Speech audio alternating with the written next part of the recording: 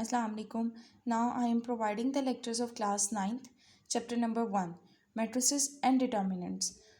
Today our lecture number 1 and few इसमें definitions हैं. पहले हम वो करेंगे, then हम अपनी exercise पे जाएंगे. ये definition समझना ज़रूरी है क्योंकि उसके बगैर exercise नहीं हो सकती. ये चैप्टर बहुत इंटरेस्टिंग है, बहुत इजी चैप्टर है और बहुत मज़े का चैप्टर. इंशाल्लाह आपको पढ़ के बहुत मज़ा आएगा ये चैप्टर.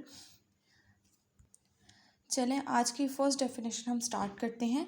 मैट्रिक्स, अ स्क्वायर और द रेक्टेंगुलर अरे और the formation of a collection of the real numbers such as this formation then enclosed in the brackets is called the matrix. Matrix यानी इसका सिंगुलर है और matrices जो है इसका plural word है. ठीक है, अब उन्होंने हमें यहाँ ये कहा है कि एक एग्जांपल भी मैंने आपको नीचे दे दी है कि इस फॉर्म में रियल नंबर्स की कलेक्शन करना और उसके बाद उसको क्या कर देना, ब्रैकेट से इनक्लोज्ड कर देना. ठीक है, यानी उस पर ब्रैकेट्स लगा देने, उसको ब्रैकेट के अंदर रियल नंबर्स को कुछ इस तरीके से लिखना. तो हमारे पास क्या होते हैं, मैट्रिक्स होता है. ये एक मैट्रिक्स होता है. ठीक है, इसको हम किसी भी अल्फ़ाबेट से डोनेट कर सकते हैं. ठीक है, और इसके लिए जो भी अल्फ़ाबेट यूज़ होगा वो भी कैपिटल में यूज़ होगा. सपोज़ ए है, ए मैट्रिक्स है मेरे पास. ठीक है, बी है, सी है, इस तरह फर्दर हमारे पास होंगे. ठीक है, नेक्स्ट हम करेंगे row matrix and column matrix. ठीक है, and order of the matrix. Now order of the matrix, the number of rows and the column in the matrix specify its order. Means ये कि अब आपको कोई भी एग्जाम्पल उन्होंने दी हुई है, कोई भी मैट्रिक्स दिया हुआ है. ठीक है, हमने उसका ऑर्डर फाइंड आउट करना है, कैसे ऑर्डर होता है. ये भी सपोज मेरे पास ए है. ठीक है, 1 2 3 4, इसको ऐसे ही रियल नंबर्स के साथ लिख लेते हैं. देन मेरे पास एक मैट्रिक्स बी है. ठीक है, इसको हम लिख लेते हैं 7 8 2 एंड 0. ठीक है, यूँ लिख लेते हैं हम. अब आपने बताना है कि इसका ऑर्डर क्या है. फर्स्ट ऑफ ऑल हम ए का देखेंगे. ए का ऑर्डर क्या है, यानी इसके अंदर कितनी रोज़ हैं मेरे पास, रो 1 एंड रो 2. ठीक है, और कॉलम्स कितने हैं मेरे पास, कॉलम 1 एंड कॉलम 2 है मेरे पास. ठीक है, तो 2 रोज़ एंड 2 कॉलम्स हैं, यानी इसका ऑर्डर क्या हो जाएगा मेरे पास, 2/2. ठीक है, अच्छा अब इसको मैं थोड़ा डिफरेंट कर लेती हूँ. चले ऐसे कर लेती हूँ. यहाँ पे कितनी हमारे पास रोज़ हो जाएंगी, 3 रोज़ हो जाएंगी. ठीक है, 1 रो 2 रो एंड थर्ड 1 रो. ठीक है, और यहाँ पे कॉलम्स कितने हैं मेरे पास, C1 एंड C2. ठीक है, यहाँ पे यानी मेरे पास रोज़ कितनी हो गई, 3 एंड कॉलम्स कितने हो गए, 2. तो इसका ऑर्डर मेरे पास क्या हो जाएगा, हमने हमेशा सबसे पहले रोज़ का देखना होता है. तो कितनी रोज़ हैं, 3/2 हो जाएगा मेरे पास. ठीक है, यहाँ पे आपने सबसे पहले क्या देखना है, रोज़ देखनी है, देन आपने कॉलम्स देखने हैं. ठीक है, तो आपने बताना है यहाँ पे रोज़ लिखनी है, कितनी रोज़ है मेरे पास, 2 रोज़ हैं. ठीक है, देन कॉलम्स कितने हैं मेरे पास, 2, तो 2/2. अब यहाँ पे कितनी रोज़ थी मेरे पास, 3 रोज़ थी और 2 कॉलम्स थे. तो पहले हमने किसका लिखना है, रोज़ का लिखना है, देन हमने किसका लिखना है, कॉलम का नंबर लिखना है कि कितने कॉलम्स हैं और कितनी रोज़ हैं. अब हमारे पास है column matrix and row matrix. The entries presented by in the vertical way, यानी जो हमारे पास वर्टिकल फॉर्म में होंगी वो हमारे पास क्या होंगी, कॉलम मैट्रिक्स होंगी. मीन्स मैं एग्जांपल एक आपको देती हूँ जो इस फॉर्म में होंगी हमारे पास. ठीक है, ये फॉर्म होगी. ठीक है, यहाँ पे हमारे पास कोई भी और एग्जांपल हम ले लेते हैं. ये ले लेते हैं 1 2 एंड 0. ठीक है, ये मेरे पास जो वर्टिकल फॉर्म में मेरे पास होंगी वो क्या होंगी, कॉलम मैट्रिसेस होंगी.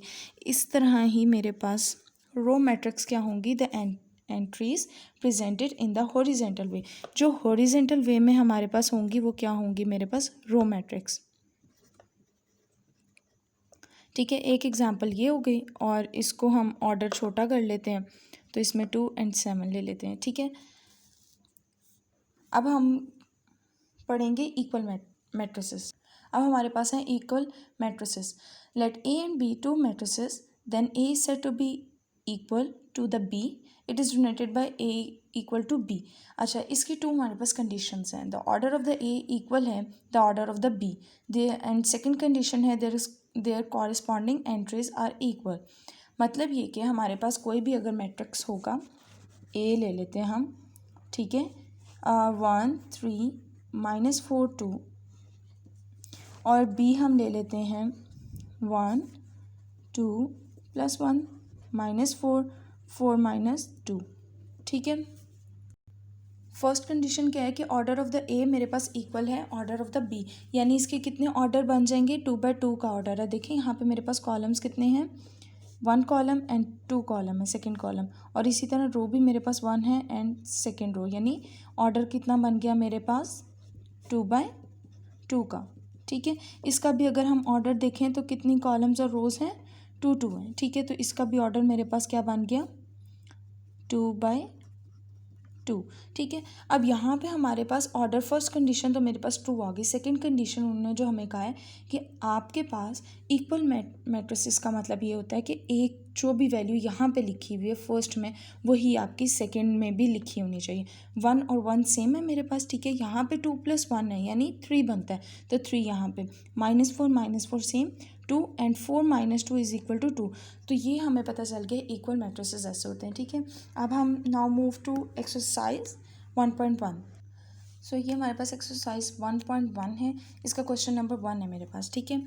तो क्वेश्चन नंबर 1 में उन्होंने कहा find the order of the following matrices. तो ये तो बहुत सिंपल है हमारे पास, मैं आपको फ्यू पार्ट्स करवा रही हूँ, बाकी रिमेनिंग पार्ट्स आप खुद करेंगे क्योंकि बहुत सिंपल ये आपके पास इसका आंसर है, ठीक है। आपने सबसे पहले बताना है कि कितने कॉलम्स है मेरे पास, कॉलम 2 है मेरे पास, ठीक है, और रोज़ कितनी है मेरे पास, ये भी रोज़ 2 हैं। तो इसका ऑर्डर मेरे पास क्या आ जाएगा, हम लिखेंगे नंबर ऑफ़ रोज़, क्योंकि हम सबसे पहले रोज़ को ही कंसीडर करते हैं 2, एंड नंबर ऑफ़ कॉलम्स मेरे पास कितने हैं, कॉलम्स = 2। तो इसका ऑर्डर मेरे पास कितना हो जाएगा, order of a matrix A, या यूँ ही लिख लें, ठीक है, ए 2/2, ठीक है। अब यहाँ पे अगर हम ये वाला H वाला देखते हैं तो इसको भी बिल्कुल इसी तरीके से हम सॉल्व करेंगे। पहले आपने बताना है कितनी रोज़ है, नंबर ऑफ़ रोज़ कितने हैं यहाँ पे, वही सेम मेरे पास 2 आ गई हैं रोज़, ठीक है। Row number 1 and row number 2, ठीक है। अब इसके कॉलम्स कितने हैं मेरे पास, नंबर ऑफ़ कॉलम्स हम देखेंगे यहाँ पर, कॉलम्स तो कितने कॉलम्स है, 1 2 एंड 3, तो 3 है। तो इसका ऑर्डर क्या हो जाएगा मेरे पास, ऑर्डर ऑफ अ मैट्रिक्स कितना आ जाएगा मेरे पास, 2/3, ठीक है। अब यहाँ पे पार्ट जी जो मेरे पास है वो हमने किस तरीके से करना है, इसी तरह यहाँ पे लिखना है नंबर ऑफ़ रोज़ कितनी है मेरे पास, ठीक है, कितनी है मेरे पास, row number 1, row number 2, row number 3, ठीक है, और कॉलम्स कितने हैं मेरे पास, 3 हैं। यहाँ पे कॉलम्स भी मेरे पास क्या हो गए, सेम हो गए, 3। तो इनका ऑर्डर क्या हो जाएगा, ऑर्डर ऑफ अ मैट्रिक्स 3/3, ठीक है। अब यहाँ पे ये मेरे पास F है, तो इसमें रो कितनी है मेरे पास, अगर हम सिर्फ रोज़ देखें तो रो भी मेरे पास 1 है एंड कॉलम भी मेरे पास कितने हैं, 1 है। तो इसका ऑर्डर मेरे पास क्या हो जाएगा, हम लिखेंगे नंबर ऑफ रोज़ 1 है, ठीक है, एंड नंबर ऑफ कॉलम्स वो भी कितना है, 1 है। तो ऑर्डर कितना हो जाएगा मेरे पास, ऑर्डर ऑफ इक्वल है 1/1। होपफुली आपको इस क्वेश्चन की समझ आ गई होगी। अब क्वेश्चन नंबर जो 2 है इसका वो बहुत ही सिंपल है, इक्वल मैट्रिक्स हमने करने हैं, ठीक है। अब यहाँ पे ये तो आप बुक से ही करेंगे और मोस्टली MCQs में ही आता है, वैसे अदरवाइज इस तरह का ये क्वेश्चन नहीं आता पेपर में। ये हमारे पास क्वेश्चन नंबर 2 है। अब हम क्या करेंगे, ये ए मैट्रिक्स है मेरे पास, ठीक है, और इसका क्या है, ऑर्डर मेरे पास 1/1 है, ठीक है। अब यहाँ पे हमने इसको सर्च करना है कि मेरे पास सिर्फ 3 ऐसा कहाँ पे ऐसे वर्ड आ जाए, ठीक है, जो कि उसका भी ऑर्डर 1/1 हो। तो यहाँ पे देखें ये 1 रो है और कॉलम्स 2 हैं। अब यहाँ पे भी ऐसे सेम है। तो अब यहाँ देखें 5 - 2 अगर हम करेंगे तो इसका आंसर क्या आ जाता है, मेरे पास 3 आ जाता है। तो ए मैट्रिक्स इक्वल है सी के। इसी तरह अगर हम बी देखेंगे तो बी हमारे पास कहाँ इक्वल है, डी के, ठीक है। अब अगर हम कोई भी देख लेते हैं, ये वैल्यू देख लें 4062, तो ये मेरे पास कहाँ इक्वल है, ये इसके 4062, यानी ई मैट्रिक्स मेरे पास इक्वल है एच के, ठीक है। इसी तरीके से अगर आप जी देखते हैं तो 3 - 1 कितना होता है मेरे पास, 2, एंड 3 + 3 कितना होता है मेरे पास, 6 होता है, तो 6/2। तो ये मेरे पास एफ़ के इक्वल है। अब लास्ट वाला जे जो है वो मेरे पास किसके इक्वल आ रहा है, आई के, नहीं यहाँ पे जे किसी के इक्वल नहीं है क्योंकि यहाँ पे 4 आंसर आ रहा है, यहाँ पे 8 आ रहा है। तो क्वेश्चन नंबर 2 बस आपने इसी तरीके से करना है कि आपने इक्वल करना है। Now move to question number 3, वो मैं आपको सॉल्व करवाती हूँ। ये क्वेश्चन नंबर 3 है मेरे पास, find the value of the A B and C. ठीक है, इस मैट्रिसेस के अंदर से हमने क्या करना है, A B and C D की वैल्यू, हमने इन चारों की वैल्यू फाइंड आउट करनी है। ठीक है, तो अब हम क्या करेंगे, पहले यहाँ पे हम 4 इक्वेशंस बना लेंगे। ठीक है, तो इक्वेशंस हम कैसे बनाएंगे कि ये कॉरस्पॉन्डिंग जो हमारे पास एंट्रीज हैं उनको इक्वेशंस बनाएंगे। A plus C is equal to 0। ठीक है, फर्स्ट इक्वेशन मेरे पास जी आ गई। ठीक है, सेकेंड इक्वेशन मेरे पास आ गई है A plus 2b is equal to -7, ये वाली इसके साथ, और c-1 इक्वल है मेरे पास 3 के। तो ये मेरे पास थर्ड इक्वेशन आ गई। एंड फोर्थ वन मेरे पास है 4d - 6 is equal to 2d। तो ये मेरे पास फोर्थ वन इक्वेशन आ गई। ठीक है, अब हमने इनकी वैल्यूज़ निकालनी है। तो हम वैल्यूज़ कहाँ से निकालेंगे, अब यहाँ पे देखें 2 वेरिएबल्स हैं, यहाँ पे भी 2 और यहाँ पे भी हमारे पास 2 हैं। तो हम कोई से भी जो 2 वेरिएबल्स होंगे उनको हम स्किप कर देंगे, जो एक मेरे पास वेरिएबल हो उससे पहले हम एक की वैल्यू फाइंड आउट कर लेंगे। ठीक है, तो यहाँ पे अगर हम देखें कि सी थर्ड यानी इक्वेशन लेंगे या फोर्थ, इन दोनों में से कोई भी हम इक्वेशन लेकर हम वैल्यू निकाल सकते हैं। अगर हम सी की लेंगे तो हम सी इसमें पुट कर सकते हैं, एंड ए की लेंगे, यहाँ से ए की निकल आएगी तो वो इसमें पुट हो जाएगी। अगर हम ये वाली फर्स्ट वैल्यू डी की निकालते हैं तो ये सिर्फ डी ही हमारे पास वैल्यू में आएगा, यानी हमें यहाँ से सिर्फ डी की वैल्यू निकलेगी। ठीक है, तो हम लेते हैं फ्रॉम इक्वेशन थर्ड, ठीक है, c-3। तो c-3 की मेरे पास वैल्यू क्या आ जाएगी, -1 है, वहाँ जाके क्या हो जाएगा, ये +1 हो जाएगा मेरे पास। ठीक है, +1।